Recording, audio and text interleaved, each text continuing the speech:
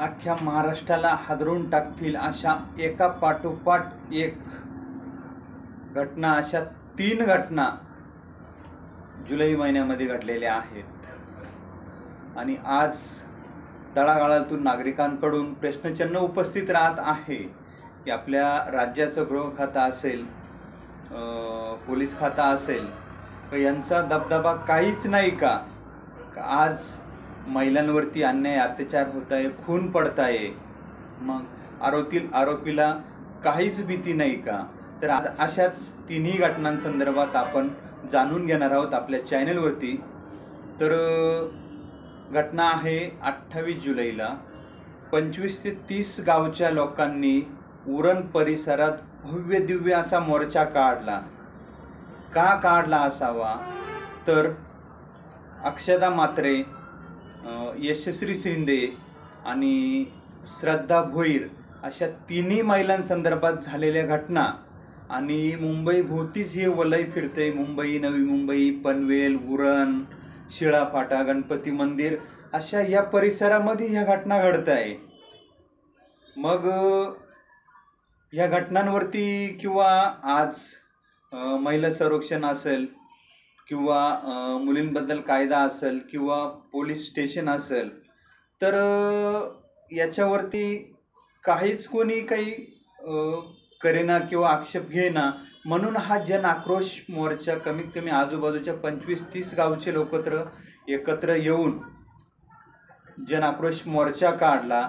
आणि याच्यामधून अक्षदा म्हात्रे असेल, यशस्वी शिंदे असेल किंवा श्रद्धा भोईर असेल, ह्या मुलींवरती, महिलांवरती जो अन्याय अत्याचार झाला, याच्यामध्ये खून झाला, तर ही घटना म्हणजेच ही केस फास्ट ट्रॅक कोर्टामध्ये चालवावी, यांना न्याय मिळावा आणि आरोपीला भर चौकात फाशी देण्यात यावी, अशा मागण्यांसाठी हा बेलापूर, उरण, पनवेल या परिसरातील घटनेचा निषेध नोंदवण्यासाठी, न्याय मिळण्यासाठी हा जन आक्रोश मोर्चा काढला. महाराष्ट्राला हादरवणाऱ्या ह्या घटना घडल्या. मग गणपती मंदिर, शिळाफाटा येथील घटना म्हणा किंवा यशस्वी शिंदे उरणमधील हत्याकांड, दाऊद शेख यांनी केलेली घटना म्हणा, किंवा श्रद्धा भोईर पनवेलमधील नाळेगाव येथील 24 वर्षीय महिला शिक्षिका, एकतर्फी प्रेमातून हा झालेला जीव घेणा हल्ला. पण श्रद्धाचं दैव बलत्तर या घटनेतून ती वाचली. म्हणजे अशा घटना घडलेल्या आहेत. तर याच्यावरती आपण अक्षदा म्हात्रे यांच्यावरती आपण डिटेल माहिती आपल्या चॅनलवरती दिलेली आहे आणि या व्हिडिओची लिंक डिस्क्रिप्शनमध्ये दिलेलीच आहे. तर आज आपण जाणून घेणार आहोत यशस्वी शिंदे उरणमधील ही हत्याकांड. यशस्वी शिंदे ची निर्गुण हत्या का झाली आहे आणि ही घटना उरणमधील, तर नेमकं काय झालं, आरोपीने एवढं टोकाला का गेलंय? तर यशस्वी ही बेलापूरमधील कॉल सेंटरला जॉबला होती. 25 जुलै रोजी ती घरातून बाहेर पडली तर तशी घरात परतलीच नाही. कामावरती जाते सांगून ही बाहेर गेली तर तशी घरीच आली नाही. इतर तर शोधाशोध केली, चौकशी केली, पण काहीही तपास तिचा लागाना, मोबाईल बंद. मग कॉल सेंटरलाही चौकशी केली तर तिथूनही ती गेलेली असं सांगण्यात आलं. तर नाविलाजाने कुटुंबाला मग पोलीस स्टेशनला जाऊन बेपत्ता असल्याची तक्रार दाखल करावी लागली. पण नुकतेच ही एक अक्षदा म्हात्रे ही घटना घडलेली असल्यामुळं पोलिसांनी तात्काळ चौकशीला सुरुवात केली, शोध घेतला, पण काही पोलिसांचे हाती येईना. मग शेवटी त्यांनी यशस्वीचे कॉल डिटेल मागवले, कॉल रेकॉर्डिंग चेक केल्या, तर याच्यामध्ये लास्ट कॉल हा दाऊद शेख बरोबर झालेला होता. आणि ज्यावेळेस दाऊद शेखचा फोन ट्राय केला तर त्याचाही फोन बंद आला. मग तिथून संशयाची सुई ही दाऊदकडे वळाली आणि यशस्वीच्या वडिलांना चौकशीसाठी बोलवण्यात आले. तर वडिलांकडे ज्यावेळेस चौकशी केली तर वडिलांनी अशी माहिती दिली का 2019 साली दाऊद शेख हा यशस्वीच्या मागावरती होता, तिच्यावरती प्रेम करतो, अशील चाळे, अमुक तमुक ह्या गोष्टीवरून वादावादी झाली आणि यशस्वीला पुढं करून त्यांनी दाऊदवरती पोस्को अंतर्गत गुन्हा दाखल केला. तर यामध्ये त्याला जेलमध्ये टाकण्यात आलं. बऱ्याच दिवस तो जेलमध्ये राहिल्यानंतर त्याने तिथूनच यशस्वीचा बदला घ्यायचा किंवा तिचा खून करायचा म्हणून प्लॅनिंग करून तो जामिनावरती बाहेर आला आणि पोलिसांची ही गोष्ट लक्षात आली आणि पोलिसांची नजर मग दाऊदवरती केंद्रित झाली. तर चौकशीअंती लक्षात आलं की हा कर्नाटकमधील असून हा तिकडेच कुठेतरी पसारा असावा असा दाट संशय पोलिसांचा तयार झाला आणि सूत्रे हलवण्यात आली आणि तपासाकामी कमीत कमी 7 पोलीस टीमा तयार करण्यात आल्या आणि पोलीस त्याच्या मागावरती लागले.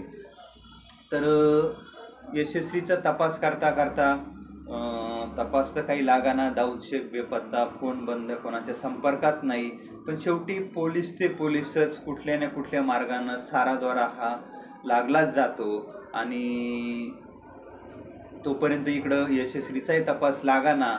पण यशस्वीचा तपास अशा पद्धतीने लागला का उरणच्या रेल्वे स्टेशनच्या परिसरामध्ये जे झाडझुडपं आहे, पडीत जागा आहे, तिथं एक कोणाचा तरी मृतदेह पडलेला आहे असा तपास पोलिसांना लागला. ज्यावेळेस पोलिसांनी जाऊन चौकशी केली तर छिन्न विछिन्न अवस्थेमध्ये हा मृतदेह पडलेला होता आणि ओळखायलाही येत नव्हता का हा कोणाचा असेल.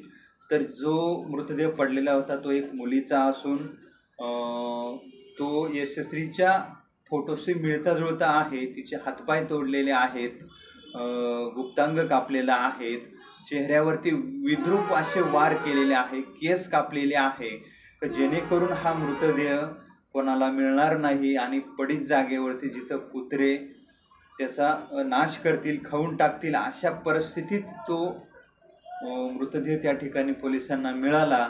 आणि पोलिसांना मिळाल्यानंतर लक्षात आलं की हा जेलमध्ये राहून बदल्याचा प्लॅनिंग करत होता आणि बदला घ्यायचा म्हणून तो यशस्वीच्या मागावरती होता. कॉलवरतीही त्यांचं लास्ट कॉल झालेलं होतं. मग तो कशा पद्धतीने कॉल झालेला असेल याची फक्त माहिती यशस्वीच देऊ शकते किंवा तिलाच असू शकते. पण तिलाही वाटले नसावे की हा आपला शेवटचा कॉल असेल किंवा असं काही एवढ्या माझ्यासोबत घडेल बुवा. अशी ही एक संधीची वाट दाऊदला म्हणजे दाऊद शोधतच होता आणि बदला घ्यायचा प्लॅनिंग त्यानं केलेला होता.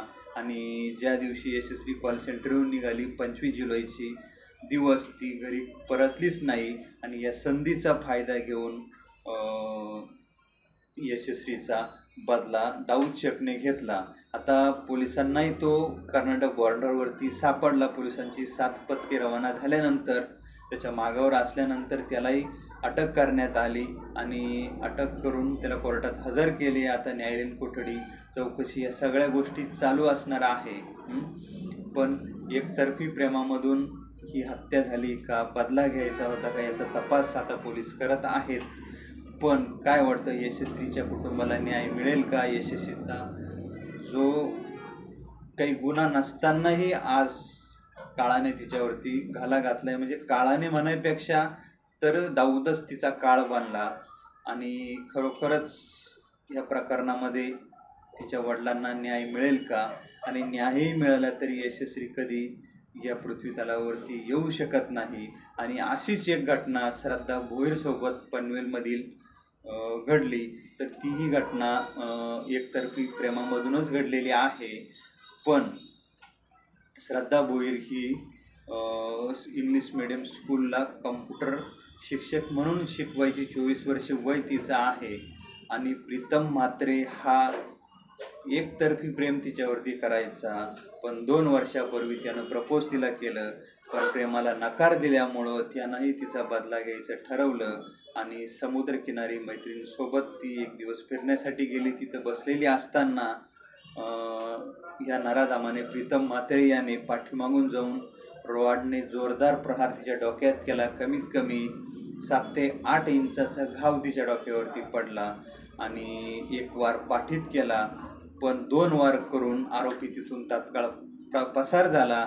पण आजूबाजूला जमलेल्या लोकांनी तिला तात्काळ हॉस्पिटलमध्ये दाखल केलं. डॉक्टरांनी शर्थीचे प्रयत्न करून तिला वाचवण्यात यश आलं. तिचं दैव बलवत्तर म्हणावं म्हणून ती वाचली.